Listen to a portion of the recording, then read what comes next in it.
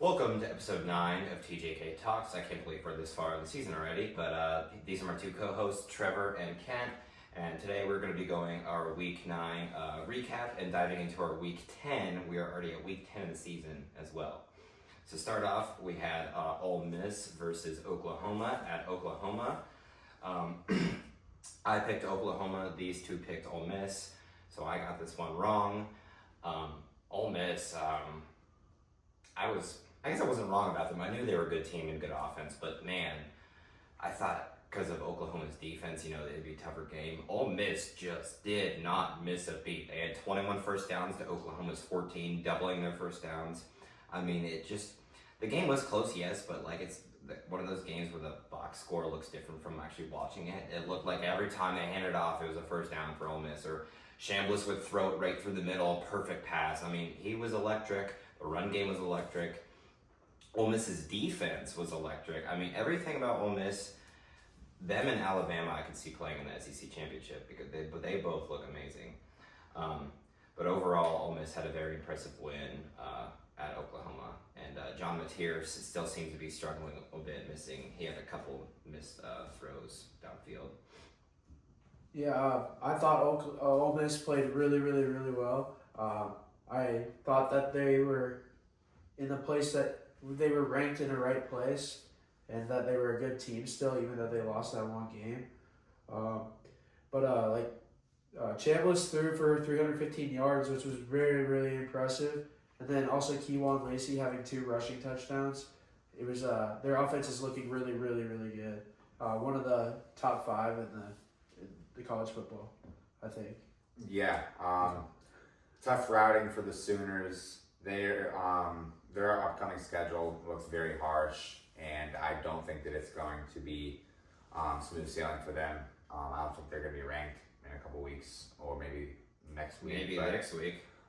Just going back to this game, pretty even game, honestly. Just that one turnover by Oklahoma with a fumble by, I forget who fumbled it, but costly fumble. Yeah, costly fumble by Oklahoma that switched tide, or it was, I think it was about to be halftime, and Ole Miss scored off of it. So,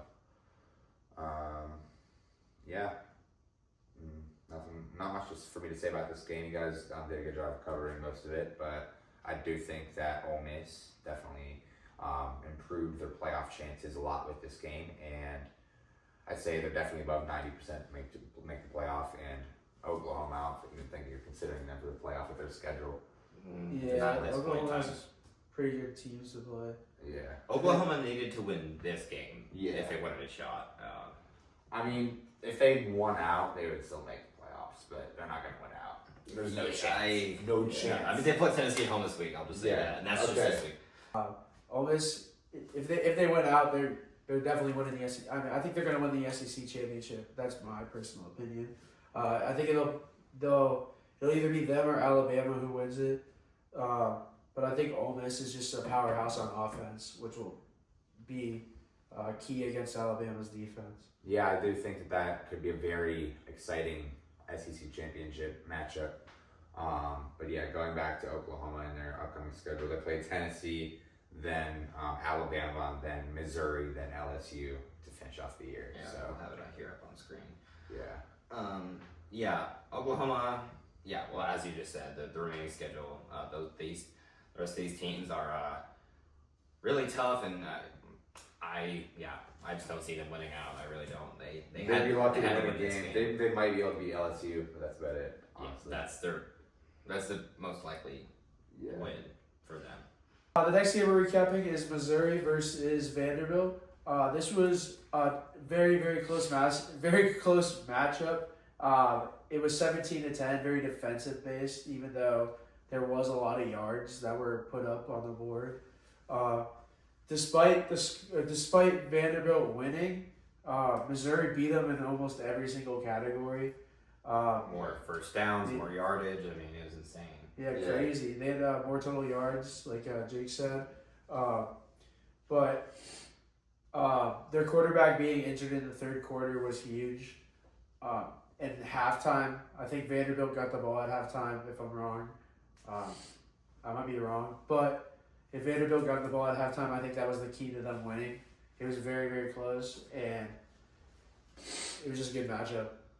Yeah, I watched the majority of this game. Vandy basically had to go down to the last second with Missouri. If you guys were watching, Missouri was going for like a Hail Mary at the end, and Vanderbilt just had to block it down, and that's how they won 17-10. So very close game. We all did pick Vandy to win, but that was a real nail biter. I was like, shit, man. It could have really gone either way. I think Pribula, the Missouri quarterback, going down in the third quarter with his leg injury, unfortunate. But I think that is what probably cost them the game. I think they easily could have won, considering, like Ken said, Missouri had them beat in every single statistic. So other than the final score. He might have made the Hail Mary pass if he was not injured. Yeah, no, the distance, everything, accuracy. I mean, it was 5 yards short, so you get.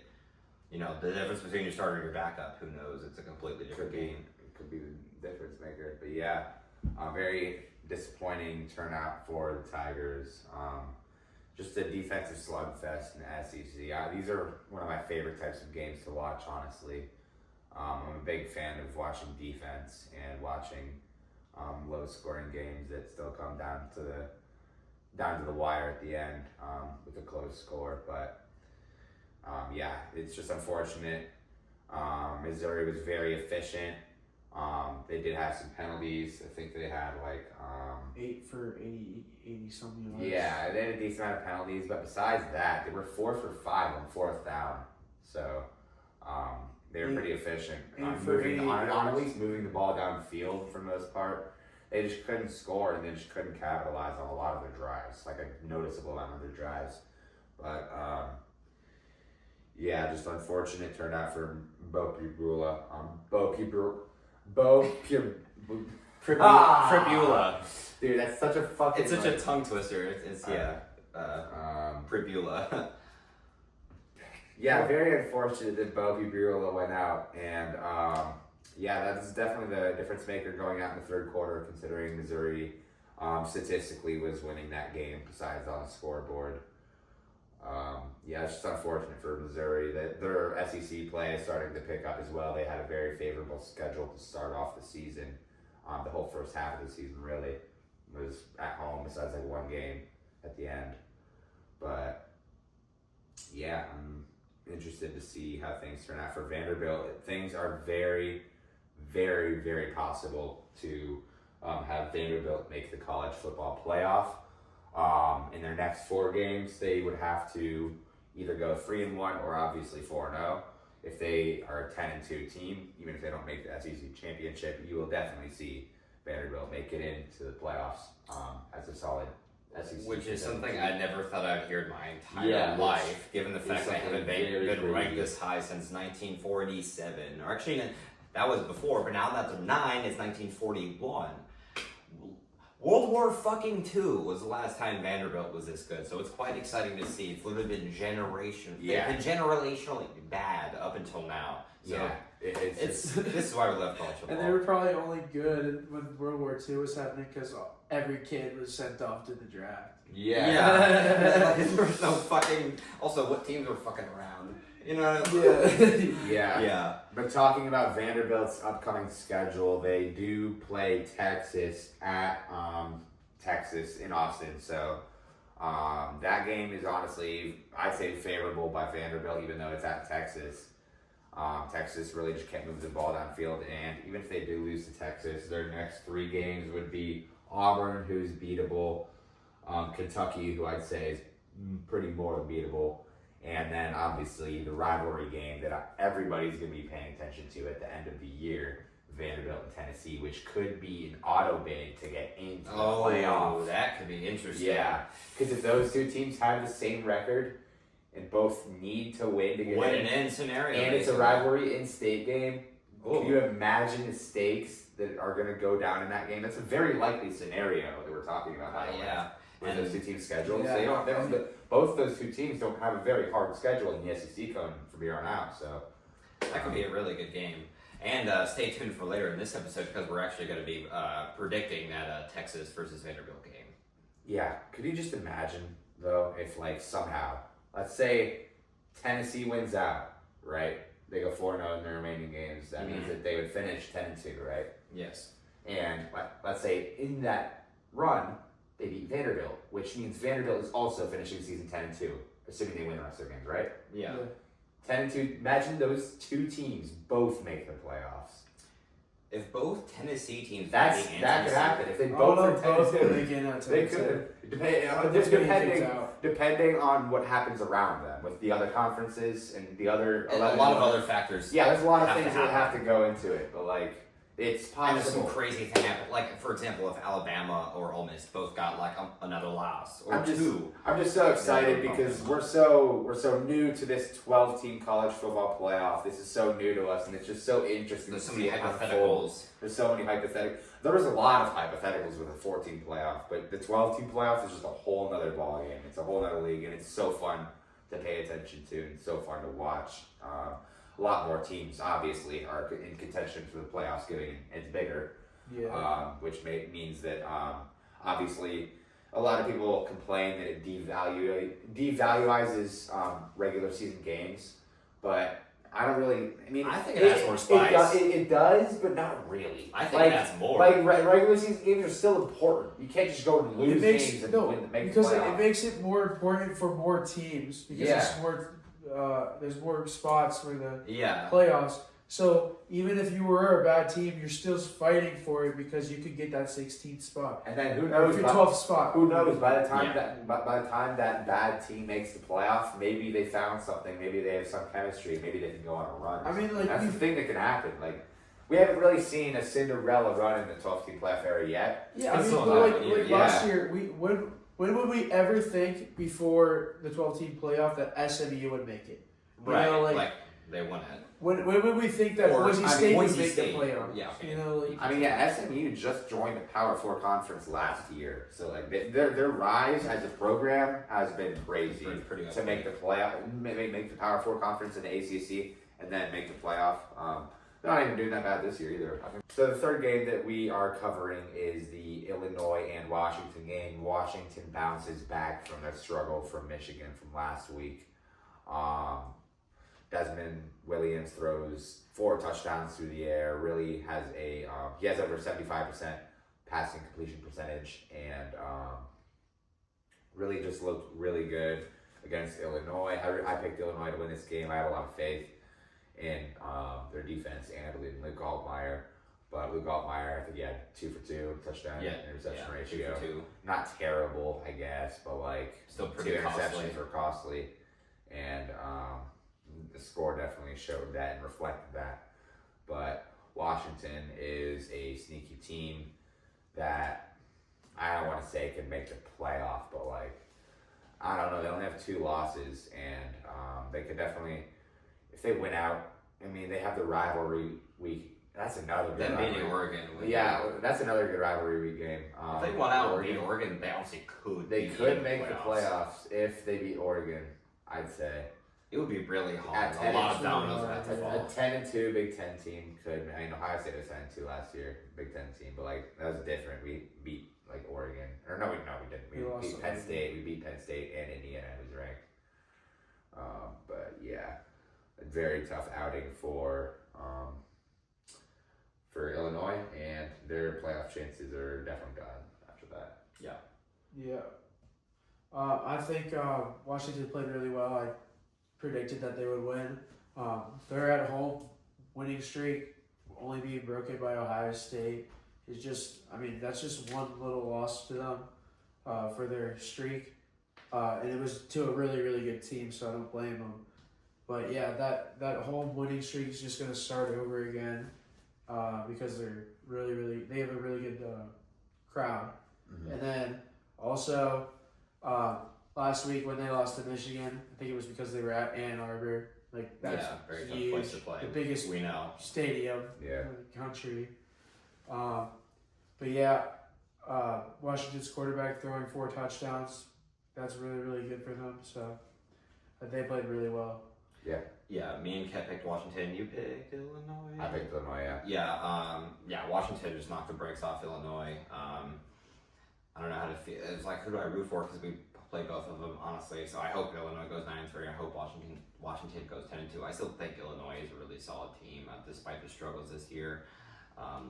Luke Altmaier, honestly, this looked like the worst game of his of the season, because before that, I mean, he only had the one interception at Ohio State. This is his first, double-digit interception game, let alone just having 3 in general. So overall, he's really good with taking care of the ball. I just think Washington got to him. Washington was looking for a bounce-back win and very much got it against Illinois. The fourth game we're going over is Texas versus Mississippi State. I picked Texas to win, and holy crap did they had a freaking comeback from 17 points. So honestly, I thought Mississippi State had that game. I was looking at a 3-3 prediction or 3-3 record for this week, but luckily that was not the case. Arch Manning played pretty well. He had 3 touchdowns, 1 interception.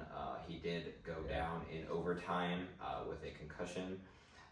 So their backup came in, threw 1 pass for 10 yards, a touchdown, and that was the game-winning touchdown in overtime. So that was pretty amazing to see. The backups came in and said, fuck it, throw a touchdown, win the game. So obviously everything before that, was Arch Manning on the offense getting rolling. But when Arch came down, I've never seen something like that, where backup just goes in, throws a touchdown pass in overtime. That's the game. I mean, that's really cool. I mean, spotlight shine on him for sure. Overall, an amazing game. Texas is just not good, man. This is the second week in a row they've struggled to a 4-3 tier. Mid-tier. Yeah, mid-tier. Kentucky's not even, they're pretty bad. They're pretty dog shit. They haven't won an SEC game since September of last year. So yeah, it's Mississippi State has played good. Mississippi State isn't bad this year. They're not like, I don't want to say they're bad, but they're definitely average. They're Texas, mid. They're mid. If Texas was ranked number 1 to start the season, they wouldn't be struggling with this team. You know what I mean? Like the expectations of Texas versus how they have been playing. Yeah, I agree. Yeah, like it just, and they play again this week, so yeah, we'll see with that later in this episode. But overall, I don't even want to say great win for Texas, but they won the damn game, and I got my prediction right, so fuck it. But I do think that this was a really good game for Arch Manning. This was one of his bounce back games. If he didn't go out in the 4th quarter and he was the one to throw the touchdown pass, in overtime, my bad. But yeah, if he was the one that was in there in overtime and he was the one that threw a touchdown pass, he would have thrown 4 touchdowns and 1 interception, which is really good. He already had 3 touchdowns. He played very well from how he's been playing the rest of the season. Yeah. So I'm wondering if he's actually starting to get into his role and starting to play well. And we'll definitely see that against Vanderbilt for sure. Yeah, for sure. And I picked the Bulldogs to win this game, come up with somewhat of an upset, I guess you could say. And damn, it really almost happened.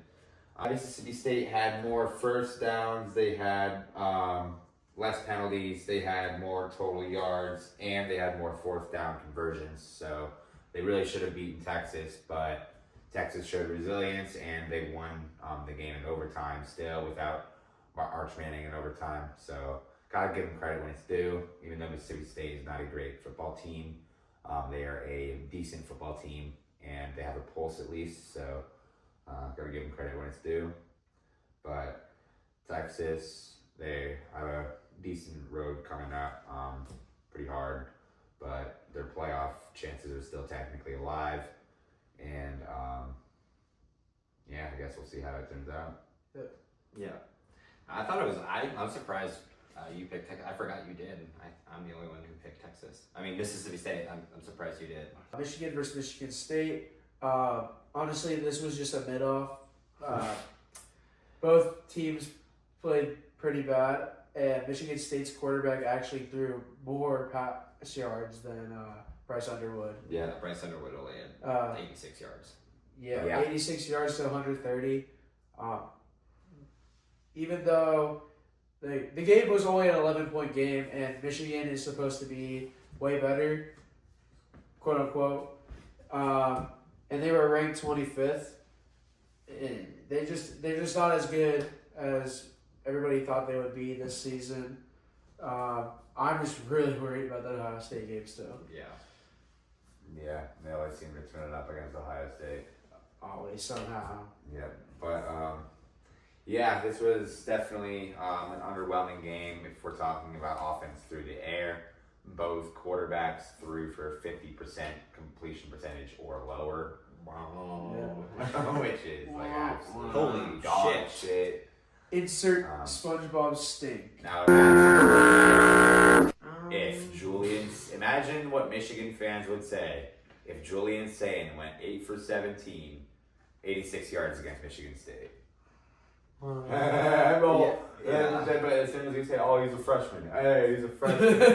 Yeah. Never seen a freshman like me, guys. Yeah. You never seen us throw less for 50% of my completion rate. Yeah. So, overall, just bad performances from both of them. Yeah, not really much to cover on this game. Pretty underwhelming from Michigan, even though they did get the win. But I will give them credit; they got another rivalry win, and not really looking that good.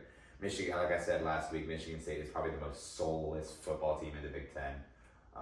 They just don't really have an identity at all.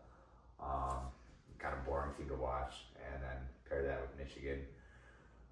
Just underwhelming game, But we like to cover it because it's a rivalry week game in the Big Ten. So yeah, very underperforming from Bryce Underwood. I guess it's a very fitting name. Bryce Underthrow. Yeah, what he said. Yeah, 8 for 17 for 86 yards. That's less than half, and less than the length of a football field. They still won by 11 because Justin Haynes had 152 yards and 2 touchdowns. Very Easily the best run-oriented team. Yeah. Very run-oriented team. Yeah, they passed it. He had it 22 damn times. They handed off every fucking play. Ohio State has got to stop the run. If they can stop the run, they're winning. If they can stop the run, they're winning. Easily. If they can stop the run, then they're winning the game. So, not much to cover here. I picked Michigan. He picked Michigan. You actually picked Michigan State for the upset. Yeah. And not a good week for me. Yeah, it happens. College football, a very hard place to predict. Yeah. So the last game that we are covering over the last weekend was the Texas A&M Aggies and the LSU Tigers. This is the game that got Brian Kelly grilled, and this is the game that got him fired.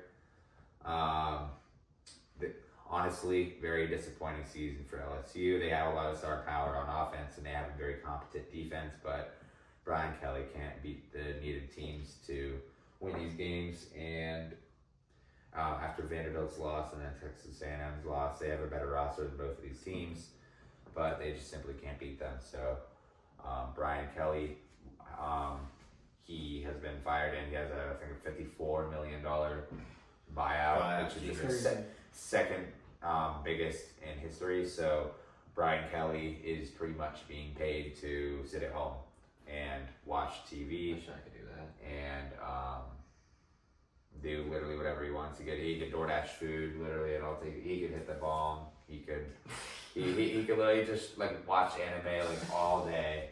And you know what he's doing? You know what he's getting for doing all that bullshit? $700,000 a month after tax. Or maybe, I don't know if that's after tax. Even if it is, he's getting $650,000 a month after tax for gooning at home. So, Brian Kelly. I mean, if I were him, honestly, after all the stuff that's happened and all that just bad stuff that's been all the bad stuff that's been in the locker room, I would just retire from football and literally just enjoy your life. Literally, go do whatever the hell you want. Enjoy your money.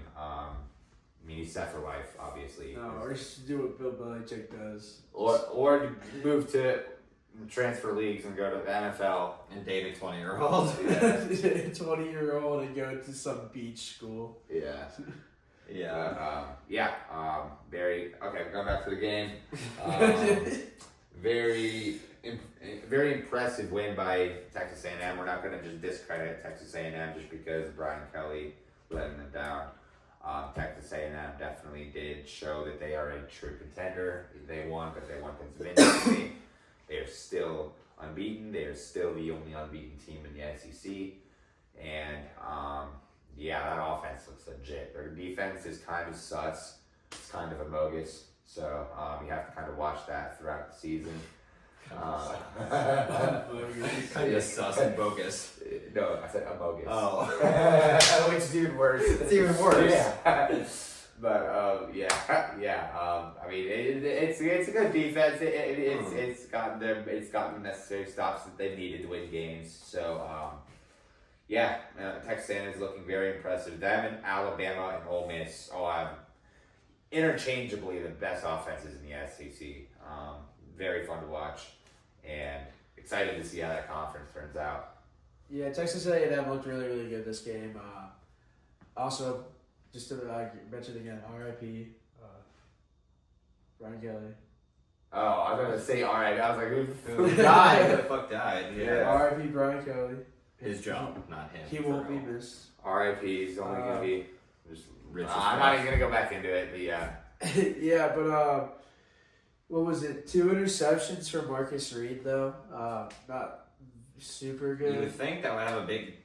I mean, you'd think that would be a big deal because he was 2 for 2. Yeah, they still won by fucking million. Yeah, it was very impressive. Even though that they messed up twice, they could still go down there and be crazy on offense. Imagine if they didn't throw those 2 interceptions, it would have been like 60 points. Yeah. Crazy to think that like they were saying, this offense is pretty good, and it's something to look at in the SEC for sure. I still think Ole Miss's offense is better though. My turn. All right. Maybe I'm just pissed because we all picked LSU to win, but Wait, we did? yeah, we all picked Yeah. LSU. Oh, yeah, we did. Damn. Yeah, that's embarrassing. But yeah, keep going. LSU, guys, you're up 18-14 at half. You think, okay, at night, LSU historically amazing. Yeah. Up 18-14 against the number 3 team. You have to win this fucking game. If you're Brian Kelly, you're number 20. You're 5-2. A chance to get yourself back in that playoff mix, taking down the number 3. They haven't won at your place since 1994. Been 30 years. 18-14. You have to win this game. Or at least, at the very skin and bones bare minimum, just make it close. Lose by a touchdown. Okay. OT. A tough, lose an OT, a tough battle. They come out there and let Texas A&M drop 21 in the third. And then, I'm throwing out the box score because what the fuck? Yeah. 21 in the third and then 14 in the fourth. Yeah. They just said, screw defense, screw offense. I mean, every time LSU's offense was there, there's 3 and out. And then the defense, they just said, fuck all, we'll just let them run through the middle, pass down the middle, whatever. Dude, like Ken said, you think, 2 for 2 ratio for Marcus Reed, that'd be costly, they would, you'd think, up 18-14, Marcus Reed has 2 interceptions. You would think they lost the game by 3 or 7, maybe even 10. Mm-hmm. No, Texas A&M won 49-25. They kicked their ass. So, I understood the student section. They were chanting "Fire Kelly" in the third quarter. And they got their wish. Wish granted. Yeah, I see why. Because you have to win that game, or at least make it a tough battle. And I was just watching them score after what was a very close half. I mean, LSU forgot how to play football in the second half. Yeah. So that was my only other miss. I picked LSU to win. I picked Oklahoma. Unironically, the 2 home teams to win, and those are my incorrect ones. But now we are going into our Week 10 predictions. I can't believe we're already this far into the season. Only 4 more weeks? Yeah, 5 more weeks? 4 more games of 5 more weeks. So getting real late into the season, and the first game we're going to start off with is unfortunately not really a good slate of games again this season. Before we go to our picks, I mean, a lot of teams on their bye week again. A lot of teams that were supposed to be ranked this far in the year, like Penn State, vice versa, aren't. So, but with that, we are going to start off with Navy, unbeaten 8-0 Navy versus 7-1 Texas at North Texas. North Texas had an incredible game last week, or their quarterback, I should say, throwing for a whopping 608 passing yards. And I'm sorry, I don't care who you play, but that's really, really impressive. I mean, to go down the length of the football field 6 times via the air. I mean, that's really impressive. Navy hasn't played a whole lot of talent this year. Yes, they are unbeaten and starting off strong. But with this being at North Texas, I am gonna predict North Texas to win this game and hand Navy the first L of the season. I think they're, I guess, just due for a loss, and not only just that, but their QB throwing for 600 yards. Of course, he won't do that again, every game, but the confidence that he has is obviously insane, and obviously his skills prove so. So give me North Texas to win this game 31-20, an 11-point win. Yeah, Navy's quarterback had that really, really good game, but Navy's defense hasn't been doing so well. They've let up 250 pass yards per game, and North Texas has one of the best passing offenses in college football. They score 46 points per game on average, and that's pretty high. And they're mostly a passing team, so I'm taking North Texas to win 40-27. Yeah, I agree. A pretty good game that we got here between two Group of 5 opponents that are definitely trying to make a push for that Group of 5 representative spot. Just a reminder of how the playoff works. There are 12 teams, the top 12 teams, but they do have to give an automatic seed to one Group of 5 team, which is the best team in the Group of 5. One auto bid from that. So it's top 12 and then just Group of 5 team. Probably going to be at number 12, I would assume. Going to travel to play the 11 or 12 usually. Yeah. But these are two teams that are definitely, so there's a game that has college football playoff implications, therefore it's important. But yeah, definitely less eventful past 2 weeks when you look at the standard of what we've seen in the past this season. 1 through 8, really. But yeah, it will make up for it as the season comes to an end, especially rivalry week. Rivalry week is going to be loaded, and it's going to a lot of editing. Week 14, week 14 is always the best week of college football. Yeah, agreed. So, It's going to be. yeah, for sure. So many good rivalry games. Can look forward to a long episode for that. 100%. Just wait for that. But going back to this game, I do think that North Texas, Drew Messamaker, they have something going right now, and he was a walk-on with 0 offers coming out of high school, so good to see him succeed. And I think that this is definitely adding some real sauce onto his NFL draft stock. Maybe get him into like top 5 rounds if he continues this. Maybe top 6 rounds. It really depends. I think he's a senior, right? Yes. Yes, he's a senior. pretty So sure. potentially adding something for NFL draft stock to get selected, but I do think that Navy is not really a quarterback-oriented team. They never are. Neither is Army. No Service Academy is a quarterback-oriented Very run team. heavy. Because all the actual 5-star quarterbacks, they don't want to actually be a part of the military because that's all another thing, Yeah, they just want to play ball. Yeah, understandably so. But I do think that Navy is going to fall short in this one and get their first loss, with Drew Messamaker throwing for about half as many yards as he had last week, but I still think that he's going to have a good showing. I have North Texas winning 24-17. The game that we're going to go over is the, I guess you could say, rivalry between the Nittany Lions and the Buckeyes. The Buckeyes ranked number 1 in country, Penn State unranked at 3-4, 0-4 in the Big Ten. Ohio State's 4-0 in the Big Ten, but things, as we've seen in the past, they seem to go close with Penn State. But this really isn't as an interesting game to talk about as I was hoping it was going to be. I love Ohio State, Penn State, but this game has really gotten devalued over the past few weeks, and there is not nearly as much to talk about without them having their head coach and their quarterback that they did have a couple weeks ago. But Ethan Grunkemeyer, their new backup quarterback, is going to be starting. He started against Iowa. He didn't even play terrible. They lost by 1 to Iowa, and Iowa's a decent team. So, gotta give it to him, I guess, not having a head coach and not having a starting quarterback. But Ethan Grunkemeyer will be starting against the Buckeyes in Columbus on Saturday at noon. And, I don't think it's going to be pretty. I think he's going to get a rude awakening. Second straight game for him starting is against the tough Big Ten defense. And this one's a lot tougher than Iowa's, although I will give respect to Iowa's defense. But this one is really going to give him a rude awakening. He's going to hit a lot. He's probably going to throw a few picks. I was telling them earlier this week that I would be surprised if they score a touchdown on Ohio State. I think that they're probably going to get a field goal or two, but I don't think that this is going to be a game. I think this is going to be an absolute and utter blowout, something not going to be pretty for children to watch.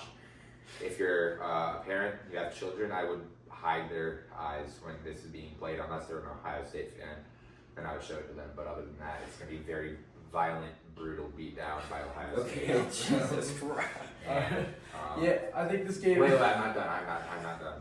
And I do think that they're going to open up the playbook more. I do think that they're going to allow Julian Sain to kind of throw the ball downfield. I won't even talk about the receivers or defense or anything. I'll leave that to you guys. But I'll talk about Julian Sain.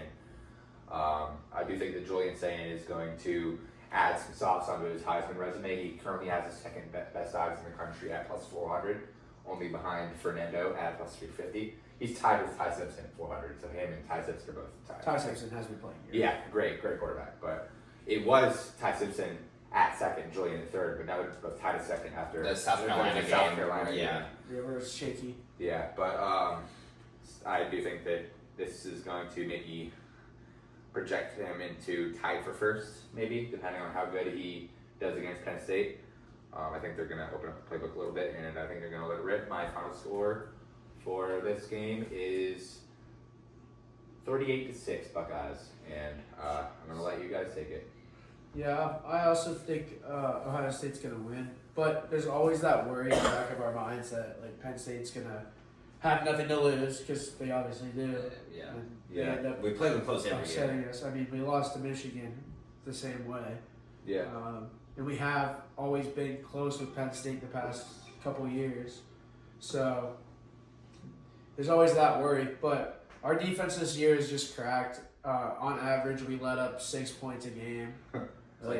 Yeah, it's like 5.3 or Yeah. 5.6. We've, in the entire, I was telling Kat this earlier today, I was comparing other elite college football teams right now to Ohio State's defensive points allowed that they've allowed in the month of November. Least allowed since Georgia- 1983. Yeah, Georgia's allowed like 53.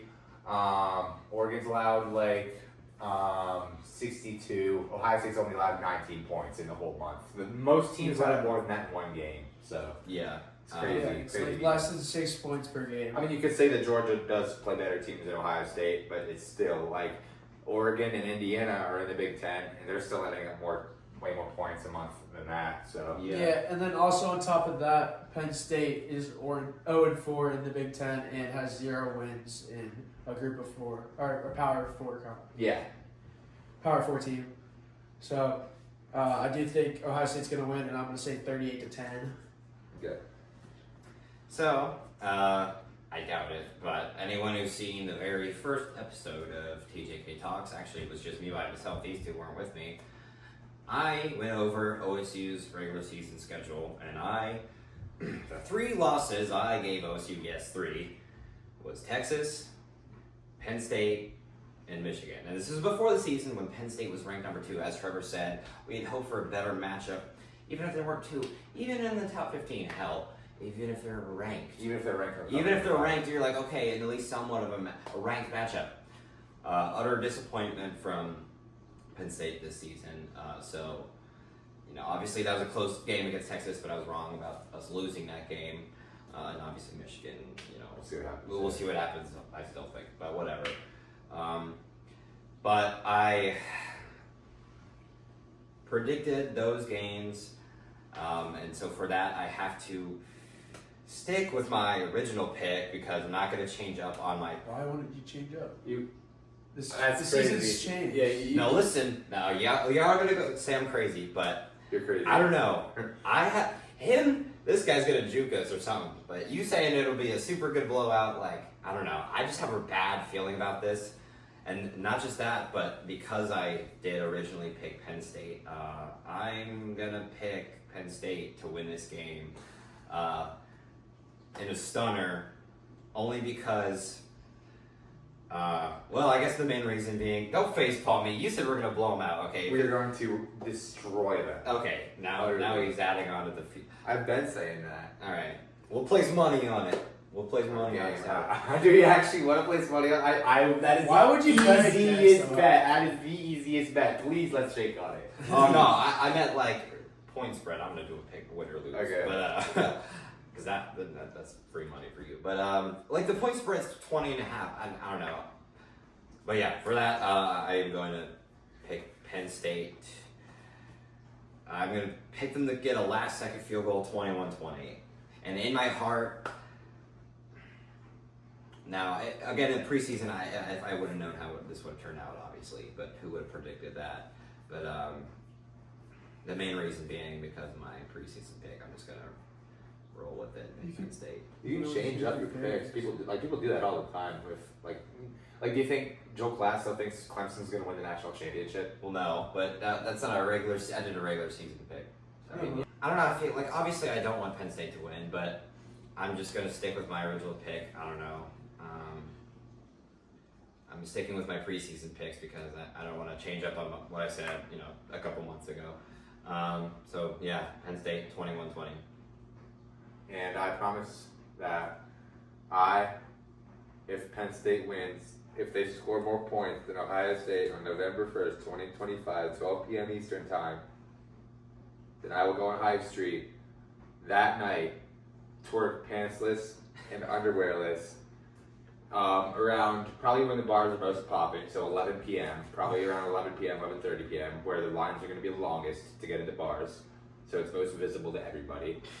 And you know what? I'll throw it all shirtless also, just everythingless. In fact, everythingless, I'll take earrings out, nothing besides my actual body parts.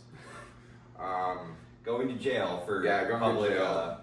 So I'm willing to throw my life away on the fact that I'm that confident that Ohio State will beat Penn State.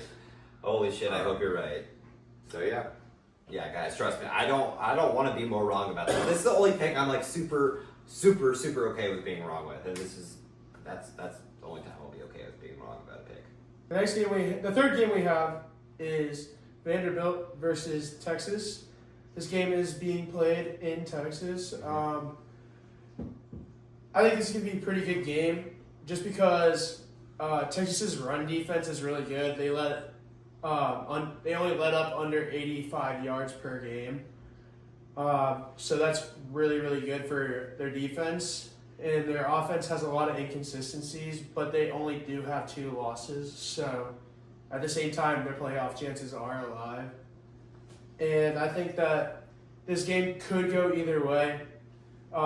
My score prediction is 27-20, and I think either team could win that game.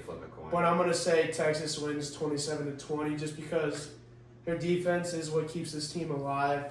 And if their run defense is really, really good and Vanderbilt's run offense is what they rely on, I think Texas's defense is going to dominate on defense. Another good competition between SEC teams that are both trying to make the college football playoff. And I do think this is going to be a good game through the air, although I don't think that Arch Manning is going to be starting for this game yet. It was said that he is returning to practice from the injury that he had in overtime last week against Mississippi State. Yesterday, so today's Thursday, is recording this. Yesterday, Wednesday, it was said that he returned to practice, so he would have about 3 days to maybe prepare to play, but I don't know if they're going to try and rush him back in there, although they might, because there's like a need to win game in order to make the playoffs. But yeah, we'll see how that goes. But Diego Pavia, I think he's going to have himself a day, and I think that they're going to get the ball distributed evenly. And I don't know. I think that Texas might win this game because of the desperation that's on like their hands with needing to win in order to get to the playoffs. Yeah. But I do think that Ethan Stowers, the leading receiver for Vanderbilt, their tight end, is going to have himself a day as well. And whether Arch plays or not, I do have Vanderbilt winning. I have them. It's like a kind of close game. There's a 2.5 Texas spread, so very close. But I do think that Vanderbilt's going to win and cover and win by 4 points, I'd say. 6 points, 30-26. Or is it 30-24? 30-24. I do think that if Arch Manning plays the way he did last week, 3 touchdowns, 1 interception, and he would have had 4 if he was in for overtime. If he plays like that again, they're going to for sure. Yeah, Good. another good SEC matchup. This is honestly one of the best games we have this week. Unfortunately, again, it's supposed to be really good with the preseason rankings, and obviously that doesn't mean anything. But the hype was real for this weekend, and unfortunately, reality sets in as teams win and lose all their games. Yeah.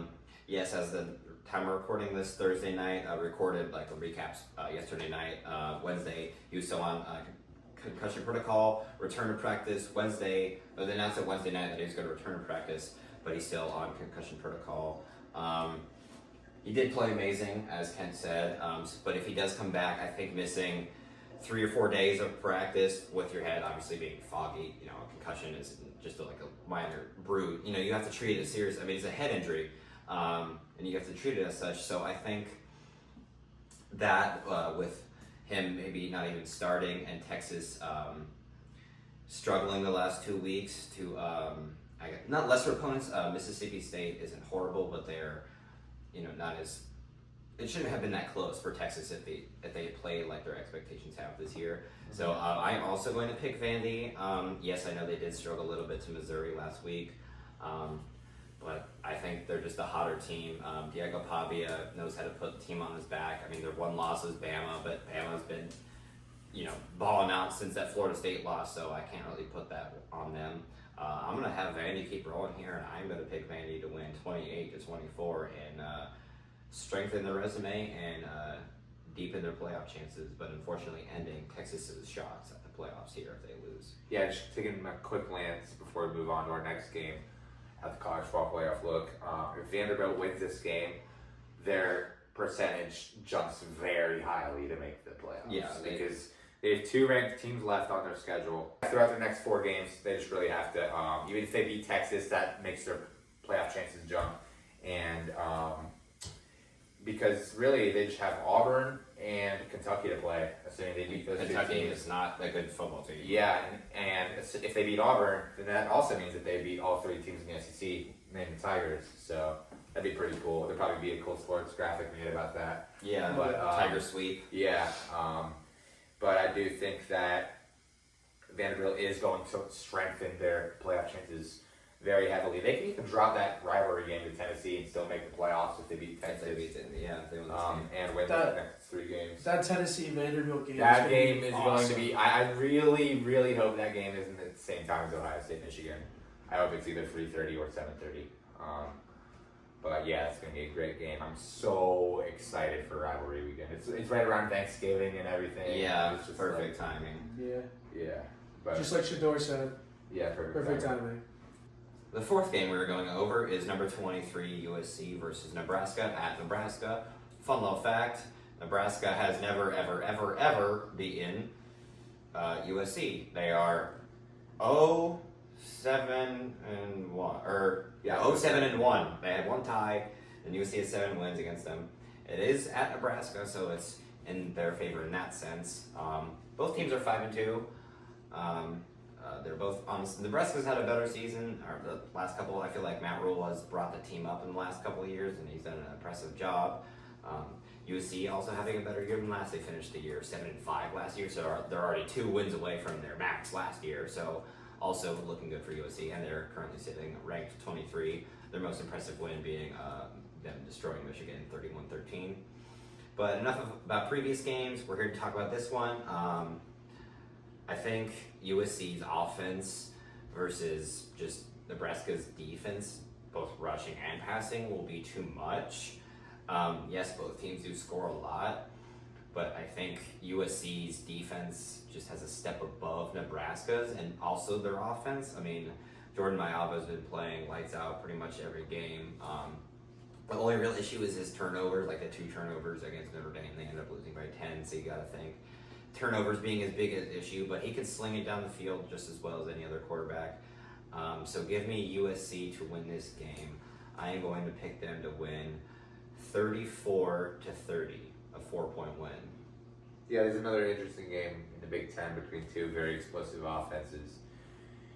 And I definitely think that Jaden Maiava is going to have himself a day against Nebraska's defense. I just don't think that it's going to be an absolute blowout by USC. I think this is going to be a rather close game.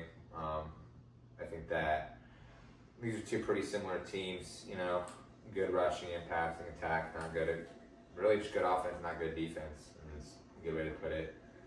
And I think it's going to be a very high scoring game. Although I do have USC taking this game to overtime and winning by a touchdown in double overtime. I think that. Double overtime. Yeah, I do think that Nebraska is going to.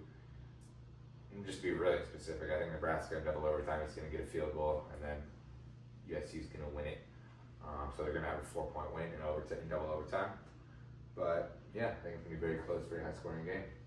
Yeah, I do think this is going to be a pretty high scoring game. I am not going to take the over though. The over is 59.5. High over. Very high over.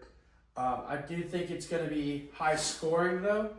I have it at a 58-point total. I got USC winning 34-24 against Nebraska. And the reason being, I just think UFC's offensive volume is a little bit better, and UFC's defense is just a little bit better. They're scoring over 42 points a game, something like that. And then they also are averaging 530 yards total per game, which is a lot. That's absurd.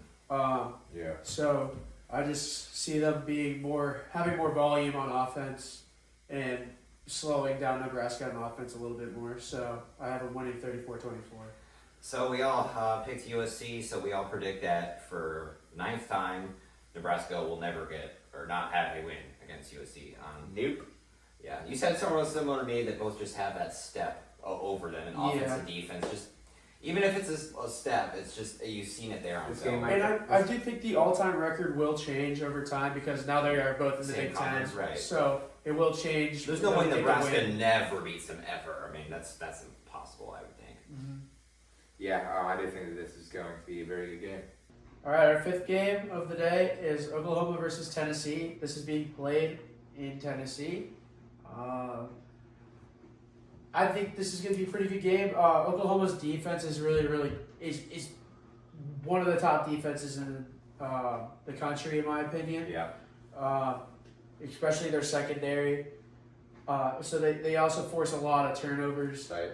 So that's really key to this game. But Tennessee does have one of the top offenses in college football as well. Good matchup. They're averaging 45 plus points per game.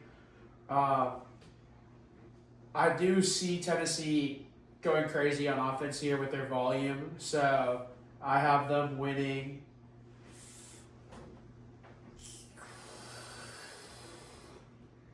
31-24. Still a close game, but pretty big scoring wise.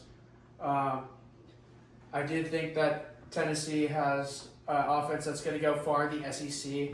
I think Tennessee's offense is really good, and they have the volume to make it far in the SEC, even though they have 2 losses. 2, yeah. Yeah, and one more loss is going to kick them out, so this is like a must-win game as well. Yeah. So I think they're going to take advantage of that and win this game. They have to go 4-0 in their next 4 games. Yeah, but I mean, they also have to play Vandy at the end of the year, Yeah. which is going to be huge. Yeah. Yeah, this is just another great night game at Tennessee. I feel like Tennessee gets a lot of night games and deservingly so. This is going to be a great matchup between the Sooners defense and the Volunteers offense. One of the top scoring defenses in college football and one of the top scoring offenses in college football as well. So we'll see how that goes down, and we will also see how Mateer does against the Volunteers defense on the other side of the ball. But I do think that Mateer is going to play better than he did last week against Ole Miss, and I think that he is going to throw for like over 200 passing yards, but I don't think that it's going to be enough to get the win against Tennessee. Tennessee's a team that knows the stakes of what they need to do in order to win, and I do think that Tennessee's going to win and improve their playoff chances. What's your final score? Final score is I'd say Tennessee 34, Oklahoma 24, 10-point win. No fuck, dude. Well, there goes my. Oh, that was my exact score prediction. I'm not even joking. Great night game, SEC matchup. Oklahoma disappointed me last week by getting, not their gears blown off, but their defense didn't look like their defense, and their offense didn't look like their offense. John Mateer still struggling, missing open receivers downfield. That wasn't nearly as bad as the Texas game. The 0-3 touchdown ratio wasn't nearly as bad there, but it's just not 100%. And with Tennessee is 25-3 in their last 28 home games. Who are those three? Georgia. All Georgia. 25 against. So everyone else, they're fine. Oklahoma isn't Georgia. With Oklahoma's watching them let up against Ole Miss and their offense just not clicking like it did in the first half of the season pre-John Mateer injury. Unfortunate as it is, I think if he wasn't injured, they could still be undefeated at this point. But for that, with Tennessee, like you said, their offense just went insane, especially at home. Their overall record at home, except anyone against Georgia, is very good. So for that, give me Tennessee to win 34-27. Close game, but I think Tennessee pulls away, continues their playoff chances, while Oklahoma getting the third loss knocks them out of the playoffs, especially with all the other SEC teams in contention. It's going to need the real. Final game that we're covering for Week 10 of the college football season is the 10:15 p.m. ranked versus ranked game. You have number 17 Utah traveling to number 24, it's not number 17 Utah, I'm sorry. So you have number 17 Cincinnati traveling to Salt Lake City, Utah to play the Utah Utes, number 24. And Evan Pryor, Cincinnati's running back, will not be active in this game, so just something to note. And also Cincinnati has a win streak of 7.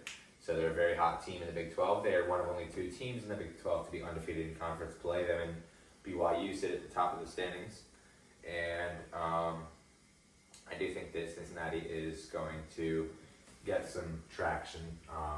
They've just been really winning and beating ranked teams such as Iowa State. But I do think that they're I do have faith in their defense. It's kind of iffy. They've let up a lot of points in some games, and then they've shut out other good offense. Like in the beginning of the season, Nebraska, they have a very good offense. They only scored 20 against Cincinnati, even though Cincinnati lost that game.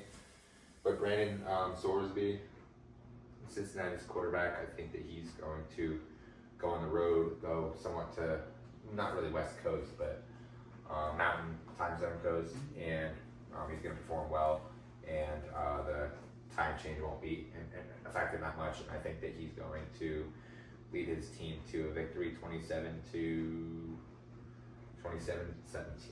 7-point win. Brandon Sorsby's been playing really, really good. I think he's only thrown 1 interception all year. Yep. How many touchdowns? 19? 20. 20. Yeah, 20 touchdowns. Yeah, 20-1 ratio is really good. I think that's Cincinnati. They are going to have to struggle with going into the mountainous area with altitude and traveling that far. That's like 2 factors that are going to really kick in.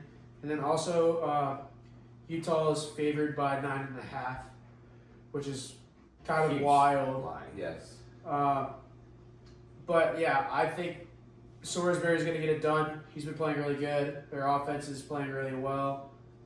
Cincinnati is looking like a great team this year. I'm going to take them to win in Utah, 31-28. Yeah, and there's also where college game day is going to be. So you don't really see college game day at really these late games a lot, but it's going to be fun. Yeah, very good late matchup. Like Trevor was saying, I don't think I've ever seen a late game this good, let alone for college game day. It's going to be very weird seeing that late, 10:15 Eastern time. Yeah, Cincinnati has been playing lights out since their 0-1 start to lose against Nebraska, team we just covered a couple picks ago. But I think Utah had that, not ugly loss, but very, very close loss against BYU. Yeah. That was they not let that game get away. They went 1 for 5 on 4th downs. They had their chances. It just didn't go in their favor. With that, though, I think with it being at night at Utah, I think Utah looking to get a bounce back win from that BYU game that was 2 weeks ago. But a tough loss with them being 5-2. This is like I don't think they'll make the playoffs, but this is a need for them if they want to stay their heads above the water. You don't you think it's gonna make the playoffs? Utah. Oh, okay. Sitting at 24, even if they won out. Yeah. A lot of scenarios would have to happen for them to win. Yeah. But obviously, you don't want to go and lose the game. So for that, I actually am going to pick the Utah Utes to hand Cincinnati their second loss of the season. Cincinnati has been doing very good, and I do hope I'm wrong because I am actually rooting for Cincy, Ohio team. But I give me the Utah Utes to win a very close game. Give me them to win 24-20. Utah Utes, a 4-point win at home, solidifies them as a solid Big 12 team. So that will do it for episode 9 of TJK Talks. I can't believe we're this far into the college football season already. Yeah. But another good week, or lesser week, but still a couple good games thrown in there. We went over, we'll choose the best games we can from the, fortunately, no real 3:30 slate games. Yeah, but like they say, college football's college football. Yeah, a Always gonna enjoy 10-15 it. college game day game. I mean, that's what we love to see, super late games like that. Well, that'll do it for this week. Stay tuned for next week to see our this game recap. So week 10 recap and then our week 11 predictions. Make sure to like, Comment. Subscribe. see you guys next week.